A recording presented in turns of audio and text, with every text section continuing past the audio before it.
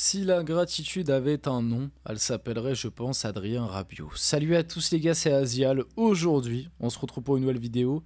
Vidéo que je m'attendais pas forcément à faire, hein. Reparler d'Adrien Rabiot, je l'ai pas fait lors de son départ à l'OM. Parce que je trouvais pas ça forcément utile de reparler de Rabiot, de parler de ce traître et de toutes ces déclarations, sans compter déjà son départ, qu'il ne faut pas oublier. Voilà, moi Adrien Rabiot, c'est un joueur qui a très mal fini son aventure au PSG, malgré tout,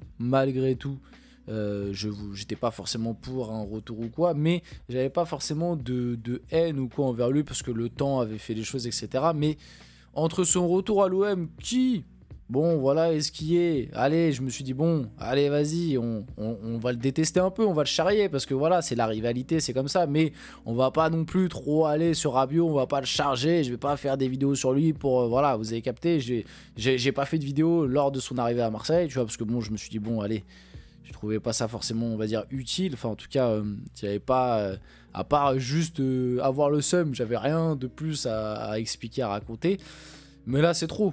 Là, on va pas se mentir, c'est trop faire une interview à Téléfoot où clairement tu dézingues le PSG, qui, on le rappelle, est quand même ton club formateur. Hein, son club formateur, et il vient dire le PSG ne m'a rien donné. Tu viens dire ça de ton club formateur, je trouve ça complètement dingue, sans compter tous les autres trucs que tu as dit. Bref, on va reparler du coup de l'histoire Adrien Rabiot, le PSG, on va réagir à ses déclarations, à son interview qu'il a donnée. Il y a vraiment beaucoup de choses à dire. Et je vais pas être tendre avec lui dans cette vidéo. Donc avant que la vidéo commence, n'hésitez pas à la liker, à commenter, à partager et à vous abonner. Ça fait toujours plaisir et ça aide pour le développement de la chaîne. Et nous, on va pouvoir y aller dès maintenant. Et parler de l'ingratitude en personne, hein, Adrien Rabiot. Donc, Adrien Rabiot revient sur ses années au Paris Saint-Germain. Je ne vais pas vous mentir, moi quand j'étais au PSG, on m'a rien donné. On ne m'a pas fait de cadeau. Alors bon, vraiment, sur le PSG ne m'a rien donné, sachant que tu parles de ton club formateur, ça choque personne. Alors là, bien évidemment, qui fait référence au côté, oui, sur la fin, j'ai été placardé, le PSG m'a pas fait de cadeau parce que ils ont pas accepté que je parte libre, j'ai passé 6 mois au placard, etc. Oui, bon, ok, voilà, après il le dit, quand j'étais au placard, les supporters m'ont pas défendu, on va reparler de ça après. Mais le PSG ne t'a rien donné. Donc le PSG a été ton club formateur, le PSG t'a permis de découvrir le monde professionnel, le PSG t'a payé grassement alors que tu étais un jeune joueur qui n'avait encore rien prouvé au haut niveau, le PSG a vendu Matuidi pour te laisser de la place, le PSG ne t'a pas fait jouer 6 parce que tu ne voulais pas jouer numéro 6 alors que Laurent Blanc le disait bien lui-même que tu avais clairement les capacités et le registre de jouer numéro 6, mais comme monsieur Adrien Rabiot voulait briller, il voulait jouer numéro 8 parce que quand tu joues numéro 8, tu es plus apte à marquer des buts et à faire des passes D et tu as un peu plus de lumière. Conseillé bien évidemment par la bonne vieille Véronique Rabiot qui est sa maman, qui lui a dit ah non, 6 c'est mort, il faut que tu joues numéro 8 pour avoir de la lumière. Enfin bref, le PSG ne t'a rien donné. Le PSG ne t'a rien donné, c'est ça que tu continues à dire. Le PSG t'a permis de découvrir le monde professionnel, t'a fait quand même évoluer à un bon niveau qui t'a ensuite permis d'aller à la Juventus. Tu es parti libre. Tu as été formé au PSG, tu es parti libre, c'est-à-dire que tu as rapporté absolument 0 € au club. Non mais vraiment, déjà rien que cette première déclaration, elle est complètement lunaire. Après qu'on commence à parler du fait, oui, il a été placardé, etc., que certains ne sont pas d'accord, vas-y, à la limite, ok, ça tout dépend de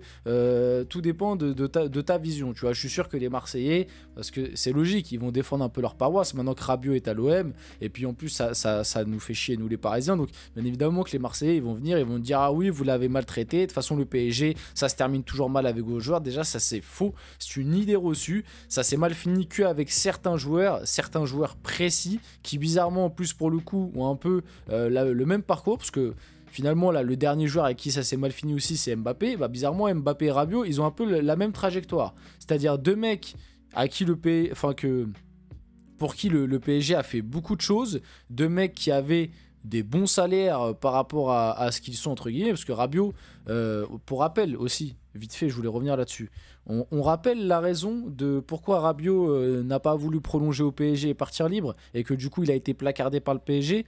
Rabiot, le PSG en gros a fait une offre à Rabiot, et Rabiot pour prolonger au PSG demandait le même salaire que Marco Verratti, c'est-à-dire je crois à l'époque, en 2017 je crois, Marco Verratti avait le troisième ou quatrième plus gros salaire. Derrière, ça devait être derrière Neymar, parce qu'à cette époque-là, Mbappé avait un salaire moins élevé. Je crois Verratti, il avait le même, il avait à peu près, en gros, il était quatrième, je crois, derrière Neymar, Marquinhos, Mbappé, un truc comme ça, ou Thiago Silva, peut-être. Bref, en gros, il voulait le même salaire que Verratti. Alors que bon, il avait clairement pas le rendement et le truc de Verratti. Du coup, le PSG lui a proposé un salaire un peu plus raisonnable et il a directement coupé les ponts et il a dit ok, vous voulez pas me donner le même salaire que Verratti, je pars libre. Voilà, c'est ça la vraie histoire. Donc encore une fois, c'est juste une question d'argent. Hein, voilà. Et on rappelle en plus que le PSG, comme j'ai dit un petit peu juste avant, lui avait fait de la place. Le PSG a quand même vendu Matuidi exprès pour lui laisser la place de numéro 8. Qu'il convoitait tant. Alors qu'à cette époque-là, le PSG en plus était vraiment à la recherche d'un numéro 6. Lui, Laurent Blanc trouvait qu'il avait les aptitudes pour jouer numéro 6 et même après sous Unai Emery. Mais comme monsieur ne voulait pas jouer numéro 6, non, c'était numéro 8 et le PSG a cédé à ce caprice-là. Encore une fois, une erreur du PSG sur ce coup-là. Mais bref.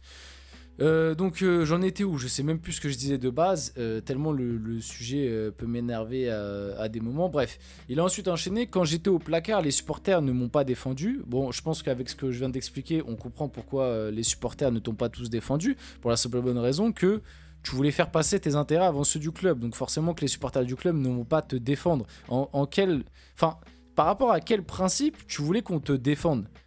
T'as réclamé un salaire exorbitant pour prolonger, tu voulais pas jouer au poste où le coach voulait te faire jouer, ta maman ta maman qui est aussi ton agent était absolument insupportable au sein du club. Pourquoi tu voulais qu'on te défende en fait? Alors ok, t'as été bon sous le mot du PSG. Moi Rabiot, sportivement parlant, c'est en termes de prestations, j'en garde des bons souvenirs au PSG. C'était un très bon milieu de terrain quand il était au PSG. Maintenant, c'était pas un top milieu mondial. C'était pas un mec qui méritait un salaire exorbitant comme il le réclamait. C'était pas un mec qui méritait d'être titulaire indiscutable. C'était pas. Enfin, voilà quoi. Au bout d'un moment, t'en as trop demandé. Tu t'es trop cru supérieur au club ou je sais pas quoi. T'as été placardé. Bon, ça, on peut le remettre en question parce qu'en plus, le PSG, je pense, avait besoin de lui.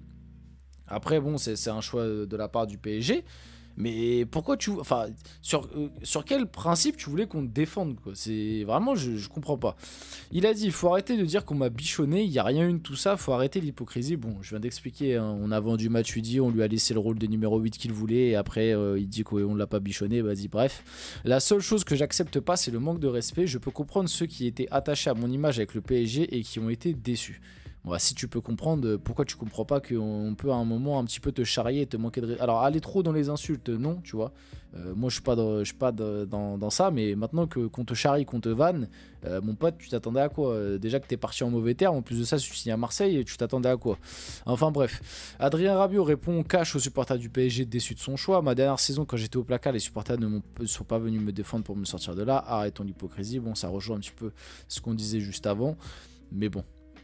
Non, franchement, pour moi, c'est vraiment de l'ingratitude et ça m'énerve, quoi. Parce que vraiment, j'ai l'impression que plus ça passe, plus il empire son cas. Parce que le pire, c'est qu'avant qu'il signe à l'OM, il y avait encore beaucoup de gens dans la communauté du PSG qui trouvaient que, voilà, Rabiot, un retour, ce serait pas mal, ce serait intéressant, qui en gros avait pas fermé définitivement la porte à Rabiot. Et en vrai, c'était pas mon cas parce que moi je voulais pas forcément le faire revenir, mais comme je vous l'ai dit, le temps était passé, je m'étais dit bon vas-y, il est parti libre, ça s'est mal passé, il a demandé des trucs exorbitants, mais tu vois, 5 ans étaient passés, enfin je sais même plus, il est parti en 2017, voilà, on était en 2024, donc même plus 2017 ou 2018, non 2018, il est parti en 2018, bon, voilà, ça faisait 6 ans, je me suis dit, bon voilà, j'avais plus d'animosité envers lui quoi, mais là il revient, il signe à Marseille, et tu te dis bon, ça fait chier quand même. Et là, en plus, il fait des déclarations pour, en gros, nous dire ouais, on est des hypocrites et on l'a pas défendu. Mais frérot, on est supporter du PSG, on n'est pas supporter d'Adrien Rabiot. Hein. Je sais pas, tu t'attendais à quoi? Bref, Adrien Rabiot explique le choix OM en ayant discuté avec Mehdi Benatia, avec le coach de Zerbi, qui est aussi un super coach. Ça m'a vraiment attiré. Je suis très content de ce choix. Je rappelle qu'Adrien Rabiot a signé pour 2 ans. Le fameux projet de ouf qu'il aime, qu'il l'a fait. Moi, je vais vous dire la vérité. Même si certains supporters de l'OM vont dire que je suis un rageux et que voilà. La vérité sur Adrien Rabiot, c'est qu'il a choisi l'OM parce qu'il a trop fait poireauter des gros clubs européens, notamment l'AC Milan et notamment Manchester United, qui au final, à la fin du mercato, se sont rabattus. Ils ont lâché la piste Rabiot. Donc Rabiot n'avait plus que le choix d'aller à l'OM. C'est pour ça qu'il a signé un contrat de 2 ans. C'est pour pouvoir soit partir cet été et laisser de l'argent à Marseille, soit partir l'été prochain libre. À l'aile à la réalité. Il a choisi Marseille parce qu'il avait plus que ça et parce que sinon il risquait d'être sans club pendant un an ou de prendre un club encore plus moisi que Marseille. No offense envers Marseille, mais quand je dis moisi, c'est ouais, j'ai peut-être été un peu fort, mais vous avez compris. Et en gros, voilà, c'était vraiment par pur opportuniste et il n'y a rien de plus que tout ça.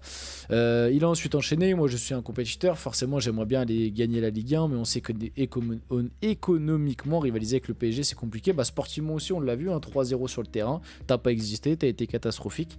Enfin bref, on finit la vidéo là-dessus. J'espère que cette vidéo vous a plu. Si c'est le cas, n'hésitez pas à la liker, commenter, partager et vous abonner, les gars. C'était Azial. On se retrouve très rapidement pour une prochaine vidéo.